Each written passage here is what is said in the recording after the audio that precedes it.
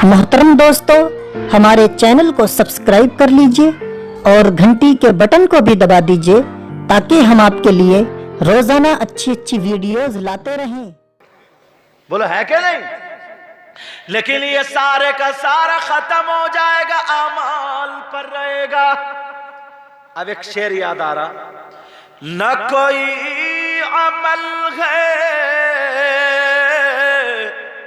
सुनाने के काबिल। प्यार से बोलो, न कोई अमल है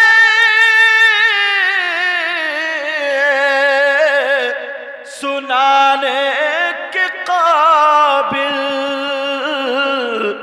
या रसूल अल्लाह, न मुंह है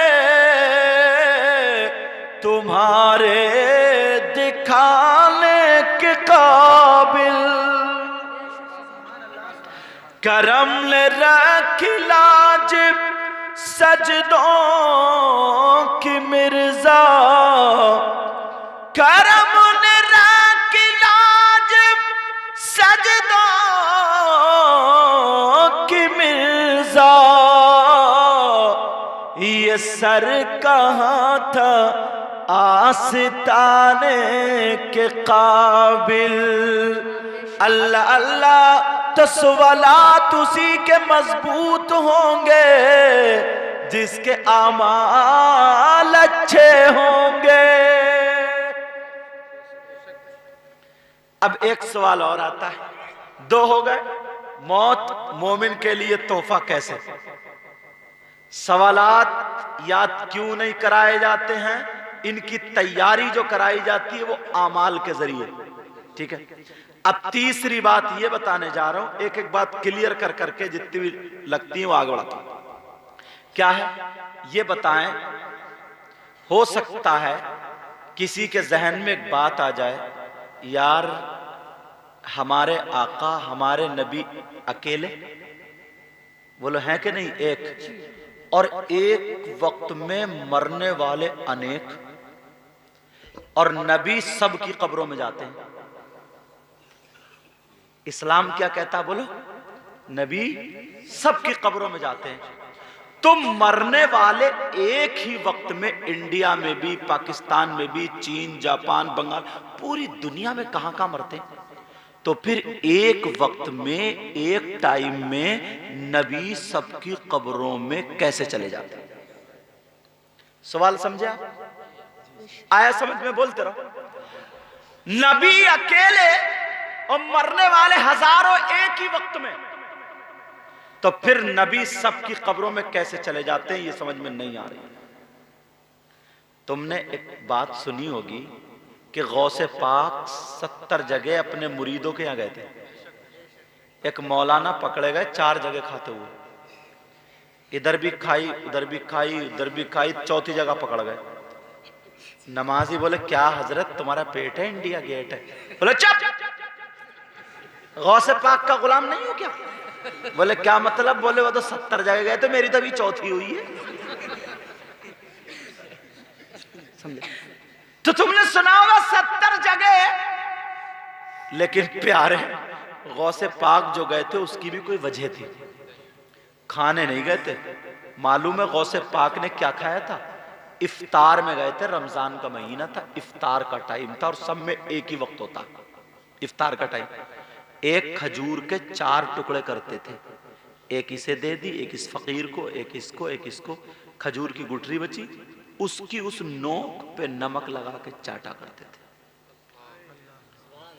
और हम है और तुम्हें मुर्गे की लातें खा रहे हो। और बाज पीर तो ऐसा है कि पेट थोड़ी है, मुर्गों का कब्रिस्तान है। लेकिन सुनो, मैं जो बताना चाह रहा हूं, सैयदना हुजूर गौसे पाक रज़ी अल्लाह ताला अन्हु 70 लोगों के यहां पर क्यों गए? हर चीज का कोई ना कोई सबक, कोई ना कोई रीजन होता है। उनके मुरीद मस्जिद में बैठे हुए ये चर्चा कर रहे थे, आपस में कह रहे थे यार समझ में नहीं आ रहा, मरने वाले कितने ढेर सारे होते हैं, हमारे नबी अकेले होते हैं, सबकी कब्रों में अकेले नबी कैसे चले जाते हैं, ये बात समझ में नहीं आ रही है। इतने में गौसे पाक आ गए। गौसे पाक जब आए कहने लगे ओ लोगों क्या शोर हो रहा, क्या चर्चा हो रहा। सब लोगों ने छुपा लिया, सरकार कुछ नहीं ऐसे ही था। मगर गौसे पाक तो दिल की जानते थे ना, अल्लाह के वली तो दिल के हालात को जानते हैं। गौसे पाक दिल को जाना करते थे, दिल के हालात को जाना करते थे। गौसे पाक ने कहा ठीक है, नमाज के बाद तवज्जो डाल दी। तवज्जो ये डाली, एक मुरीद की मोहब्बत बड़ी, सरकार कल इफ्तार हमारे साथ कर लो। दूसरे भी आ गए हमारे साथ, तीसरे भी। 70 मुरीदों के यहाँ बड़े पीर ने दावत कबूल कर ली। और जैसे ही दावत कबूल की, 70 मुरीदों के यहाँ एक वक्त में इफ्तार पे चले गए। गौसे पाक जब गए, अल्लाह अल्लाह सारे के सारे बड़े खुश थे। अब जब इशा में आए ना तो खुशी के मारे एक ने कहा यार आज तो मैं बड़ा खुशकिस्मत हूं। बोले क्यों? बोले आज तो मैंने गौसे पाक के साथ में इफ्तार किए। तो बराबर बोला चुप, झूठ बोल ले, गौसे पाक तो मेरे घर थे। दूसरा बोला यार ये तो दोनों कच्ची फेंक रहे हैं, गौसे पाक तो मेरे यहाँ थे। तीसरा बोला ओ छत ना गिर जाए, मेरे यहाँ थे, मेरे यहाँ। वो भी सीधा हो गया, वो चारों ही खत्म। फिर मेरे यहाँ कौन था? 5 बोला चुप, तू भी इनका साथ दे रहा, तुम्हारे किसी के नहीं, मेरे यहाँ था। अजी 70 के 70 फिर शोर मच गया। बड़े पीर मुस्कुराते हुए आ गए, कहने लगे क्या बात है। सब चुप, लेकिन कोई ना कोई तो ऐसा होता ही है, कोई ना कोई तो होता ही।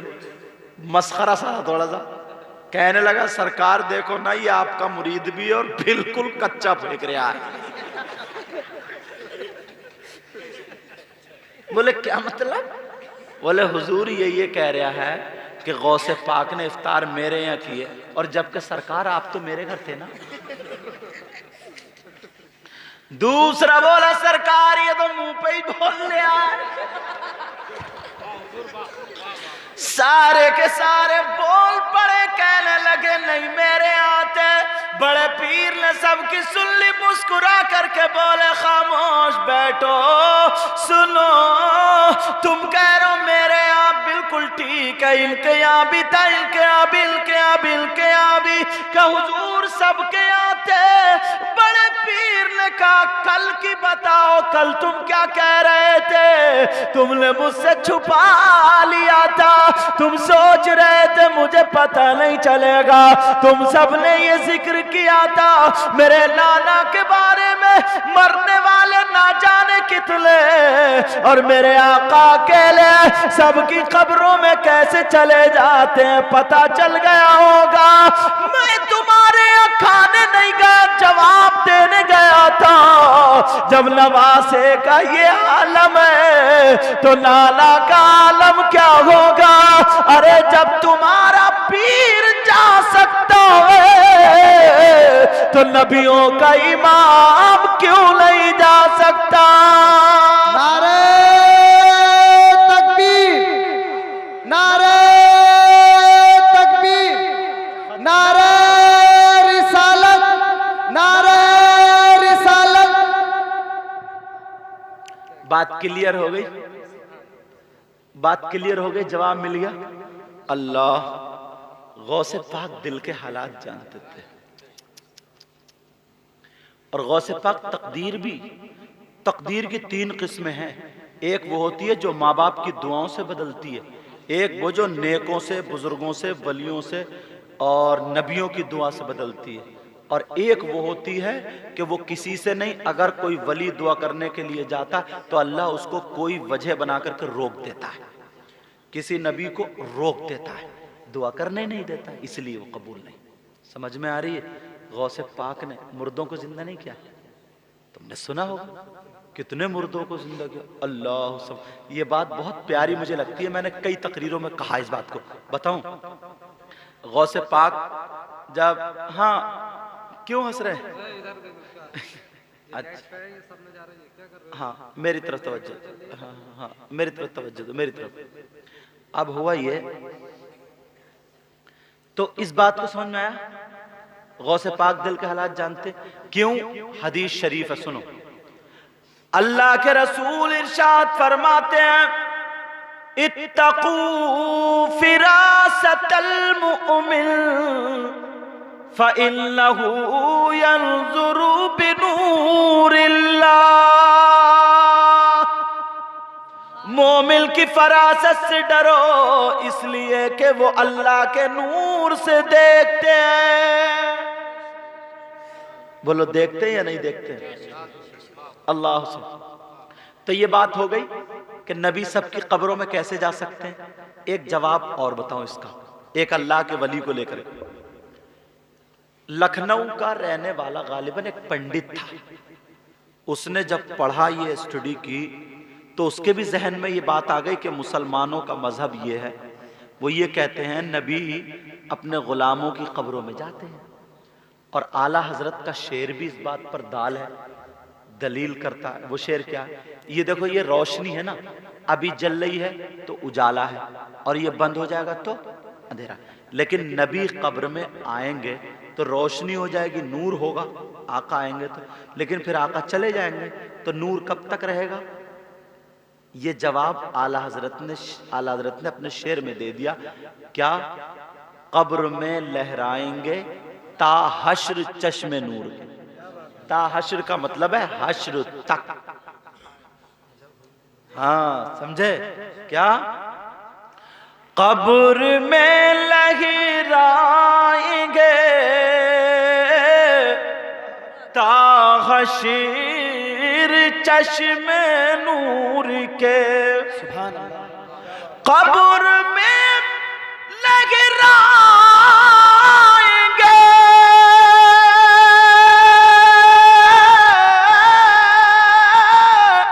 ता हश्र चश्मे नूर के, और जलवा फरमा होगी जब तलअती रसूलुल्लाह की। जलवा फरमा होगी जब तलअती रसूलुल्लाह की, और जलवा फरमा होगी जब तलअती रसूलुल्लाह की। उस पंडित ने पढ़ा और अब मौलवियों के पास, मुफ्तियों के पास जाने लगा। क्या करने? पूछने, ये बताओ, लेकिन वो मान के ना दे। दिल्ली आया, उसको तशफ़ी नहीं हुई, बड़े बड़े, लेकिन एक फकीर मिल गया अल्लाह वाला। उसने पेशानी को देखा, देखने के बाद कहा, ओ जन्नती इंसान। इधर उसके वो भी लगा हुआ था टीका। ओ जन्नती इंसान, जो तू मसाला दिल्ली में पूछने आया लखनऊ से, वो तो तुझे लखनऊ ही में पता चल जाता। वो कहने लगा, ओ फकीर तुझे कैसे पता मैं मसला क्या पूछने आया हूं, क्या जवाब लेने आया हूं? वो फकीर कहने लगा, अरे मुझे तो पता है जो तू पूछने आया है। बोल, तेरा सवाल ये नहीं है मरने वाले हजारों और मेरे नबी अकेले सबकी कब्रों में एक वक्त में कैसे चले जाते हैं? कहा यही सवाल है। कहा जा लखनऊ चला जा, 4 बाग पहुंच जा, वहां पर जा एक इमली का पेड़ है, इमली के पेड़ के नीचे बैठा हुआ एक अल्लाह वाला कुरान की तिलावत कर रहा है, जा चला जा, वही जवाब दे देगा। ये वापस हो गया। जब वापस हुआ, जब पहुंचा तो देखा उस पेड़ के नीचे हजरत शामीना लखनवी रहमतुल्लाहि ताला अलैह कुरान की तिलावत कर रहे थे। जैसे ही पहुंचा, कुरान पे हाथ रख के बंद करके बोले, आइए जन्नती इंसान आइए। ये कहने लगा, मीठी मीठी बातों में नहीं आने वाला, आपने मुझे जन्नती कैसे कह दिया? बोले, मैंने तो जन्नत के महल पे तेरा नाम लिखा हुआ देख लिया। मैं ऐसे मानने वाला नहीं, मेरा एक सवाल है, उसका जवाब चाहिए। बोले, पूछ लो। का ये बताओ, मरने वाले बहुत सारे नबी अकेले सबकी कब्रों में कैसे चले जाते हैं? तो ये अल्लाह वाले बोले, बता दूं या दिखा दूं? सुभान अल्लाह बोलो, सुभान अल्लाह। बोले, बता दूं या दिखा दूं? अब तो इसके लिए और आसान, बोले दिखा दो, इससे अच्छा मैटर क्या? बोले, अब तो बताना बाद में, पहले दिखाई दो। लेकिन अल्लाह वाला भी अल्लाह वाला होता है, उसे क्या पता था जब उनके गदा भर देते हैं शाहान जमाना की झोली, जब उनके गदा भर देते हैं शाहान जमाना की झोली, और मोहताज का जब ये गालम है, मुख्तार का आलम क्या होगा? अल्लाह अल्लाह कहने लगे, सुन सुन जरा तवज्जो से सुन, तू मुझे देख ले और इस इमली के पेड़ को देख ले। अल्लाह अल्लाह, और कहा मैं कुरान की तिलावत करूंगा, जैसे ही 3-4 आयतें पढ़ूं तू आंखें बंद रखना, जब 3-4 आयतें पढ़ लूं तो तू आंखों को खोल लेना। कहा ठीक है। इस पंडित ने अपनी आंखों को बंद कर दिया, लेकिन अल्लाह वाले हजरत शामीना लखनवी ने जब आऊज़ु बिल्लाह बिस्मिल्लाह पढ़ने के बाद कुरान की तिलावत की, 2 या 3 आयतें पढ़ी, जैसे ही आयतें पढ़ी गए और इसने अपनी आंखों को खोल के देखा तो वो अल्लाह वाला हजरत शामीना लखनवी जो इमली के पेड़ के नीचे कुरान की तिलावत कर रहे थे, अब इसने देखा इमली के हर हर पत्ते पे बैठे हुए कुरान की तिलावत कर रहे हैं। नारे तकबीर, नारे तकबीर, नारे रिसालत, नारे रिसालत, सैयद मौलाना मुफ्ती मुकीमुर रहमान साहिब किबला। अब वो कहा, बस काफी हो गया, कलमा पढ़ा दो। कलमा पढ़ लिया साहब, और जो चेले चपाटे थे कहते आप तो बहुत बड़े मुनाजिर थे, इतनी जल्दी कलमा कैसे पढ़ लिया? बोले देख नहीं रहा, जब उम्मती का ये आलम है तो फिर आका का आलम क्या होगा? सुभान अल्लाह। क्या देख नहीं रहा, जब वली का ये आलम है तो नबी का आलम क्या होगा? जब इस पार का ये आलम है तो उस पार का आलम क्या होगा? का क्यों पढ़ा? शायर ने तर्जमानी की, आसरा मेरे दिल का ला इलाहा इल्लल्लाह। सब लोग ये कलमा शरीफ का जुमला सब लोग पढ़ा, ला इलाहा इल्लल्लाह। अच्छा, आसरा मेरे दिल का ला इलाहा इल्लल्लाह, आसरा मेरे दिल का ला इलाहा इल्लल्लाह, और अर्श पर लिखा दे का ला इलाहा इल्लल्लाह। अब पता चल गया कि नबी कैसे जाते। अच्छा, दूसरी बात यह है, जो लोग ये सवाल करते हैं उनसे कहना, मलकुल मौत जब इतने लोगों की रूह कब्ज कर सकते हैं तो मेरे नबी तो उनसे अफजल है। और सवाल कब्र के सवाल जवाब करने वाले कौन है? मुनकर नकीर। तो ये भी तो जाते होंगे सवाल करने, बोलो, ये भी तो, यही तो जाते सवाल करने, तो फिर ये भी तो कब्रों में जाते होंगे। अरे जब अदना जा सकता तो फिर आला क्यों नहीं जा सकता? जिनके सदके में कायनात का जर्रा जर्रा बना, अगर मेरे नबी को पैदा करना मकसूद ना होता तो अल्लाह ताला अपनी रबूबियत का इजहार नहीं फरमाता और कायनात को पैदा नहीं फरमाता। सब कुछ मेरे नबी की वजह से, मेरे नबी के सदक़े में अल्लाह अल्लाह ज़मीन बनी, आसमान बना, पहाड़ बने, कायनात का जर्रा जर्रा बना। तभी तो बरेली के इमाम का कलम उठा, या रसूल अल्लाह, ज़मीनो ज़मा तुम्हारे लिए, मकीनो मका तुम्हारे लिए, चुनीनो चुना तुम्हारे लिए, बने दो जहां तुम्हारे लिए, दहन में ज़बा तुम्हारे लिए, बदल में है जा तुम्हारे लिए, हम आए यहाँ तुम्हारे लिए। या रसूल अल्लाह, अपना ईमान तो यह है, ला व रब्बिल अर्श, जिसको जो मिला उनसे मिला, और बढ़ती है कौनैन में नेमत रसूलुल्लाह की। अब ये बात हो गई कब्र की।